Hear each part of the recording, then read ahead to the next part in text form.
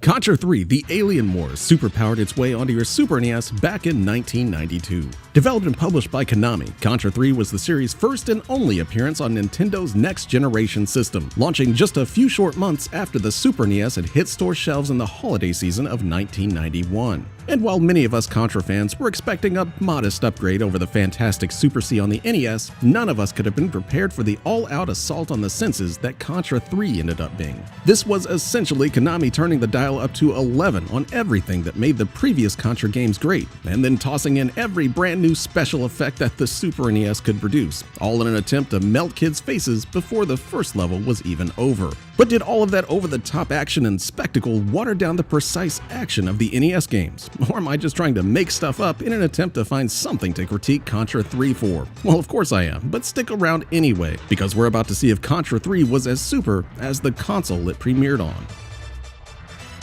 Start up Contra 3 and you get a really nice opening cinematic showing Red Falcon and his gang coming back to Earth and totally nuking an entire city to get revenge for his army being bested thousands of years ago by two generic Rambo-looking guys. As the title of the game points to, this attack starts the Alien Wars, and now it's time for the descendants of those Rambo-looking guys, Jimbo and Sully, yes, that's actually their names, to suit up and take down Red Falcon once and for all. Of course, the story has never been very important to any Contra game since they're nothing more than a vehicle to get you shooting guns at aliens, but the all-out destruction of a city definitely makes for a darker tone than the Saturday morning cartoon vibe of previous games. Once you're totally pumped up to take out some enemy fodder, then go ahead and press the start button to begin your hunt for Red Falcon.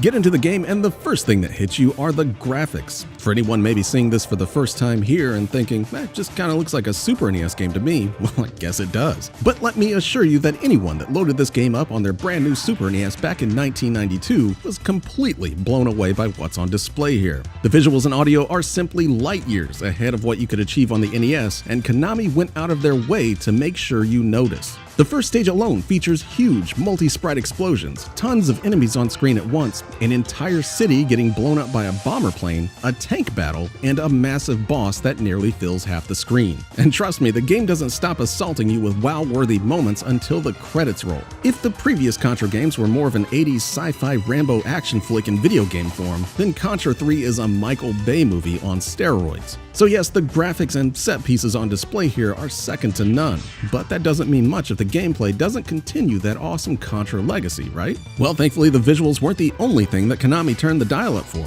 as the tried and true Contra gameplay also gets a needed boost with Contra 3. While the game is still essentially nothing more than running to the right and shooting aliens with a gun to win, Konami changed up a lot of how the core Contra formula works this time around. The biggest change is how weapon pickups work, which now sees your character able to pick up 2 weapon power-ups at a time and being able to switch back and forth with the press of a button. This alone completely changes the game from previous Contras, as you can now decide which 2 weapons are best for any situation, instead of having to sacrifice one gun for another like before. It even adds a bit of strategy for when your character dies, as only the gun you had equipped will be lost, allowing you to save a backup gun if you know you're going into a particularly hard segment, or just wanting to save it for a boss. So if you thought having a spread gun in previous Contra games was the end-all be-all, then just imagine having a second spread gun at your disposal, and it's just as fun as it sounds. Using those guns is just as easy as ever in Contra 3, but you're also finally given the ability to lock your character in place and shoot in any direction.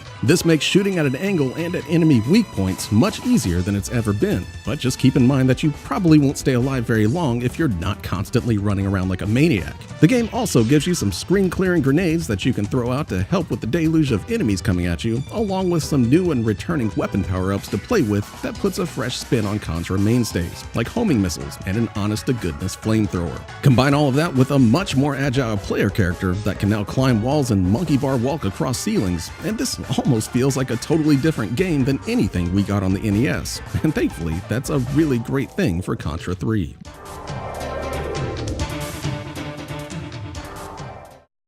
So with the gameplay getting a huge overhaul to be much faster and more mobile, it makes sense that the stages in the game also get some changes to accommodate the new gameplay. While the standard run and gun stages from previous Contra's return, they're now much larger, featuring way more vertical areas to make your way through thanks to the new climbing mechanic. The game also throws in a new to the series auto-scrolling stage, where you're riding a motorcycle through a canyon, fighting a massive airship, and eventually getting to the point of hanging onto and jumping from missile to missile in mid-air, which is just as crazy as it sounds.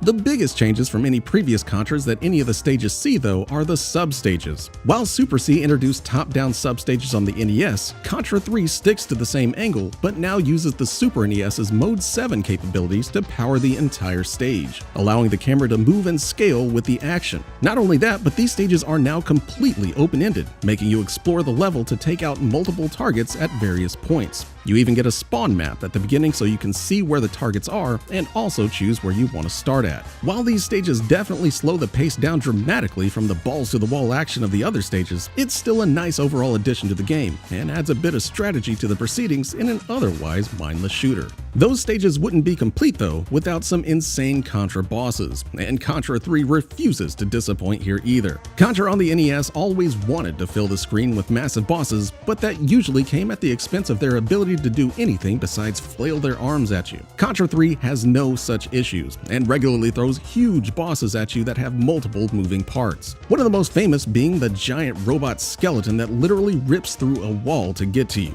I guarantee anyone who sat through this as a kid has this guy permanently in their top 10 bosses of all time. The rest of the game features a nice variety of bosses that usually require unique strategies to beat besides just dumping bullets into a weak point. Remember that stage I mentioned where you're jumping from missile to missile? Well, the boss has you maneuvering up and down those missiles to disable its shields, all while those missiles explode as they get too close to the side of the screen. It's super stressful and makes for yet another unforgettable fight. This is ultimately game design at its finest on display here. I mean, if there's one complaint you can lodge at the game, it's that maybe there's sometimes a bit too much going on, making you lose track of what's even happening on the screen. It's also a bit on the short side, but when you just remember how awesome the game is as a whole, you tend to forget any and all criticism you could possibly throw at it.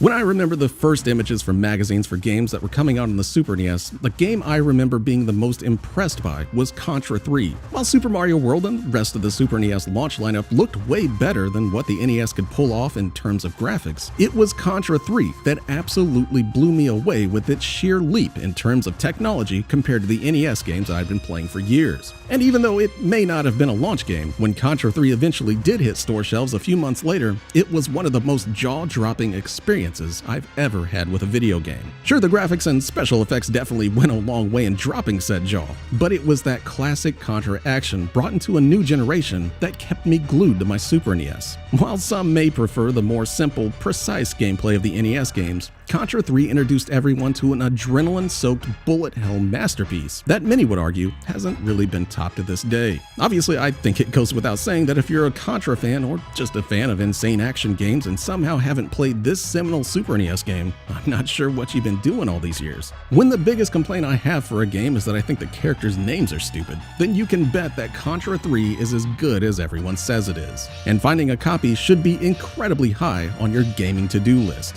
So grab a copy and take down Red Falcon one last time, if only to make Bill and Lance proud by finishing the job they started all those years ago.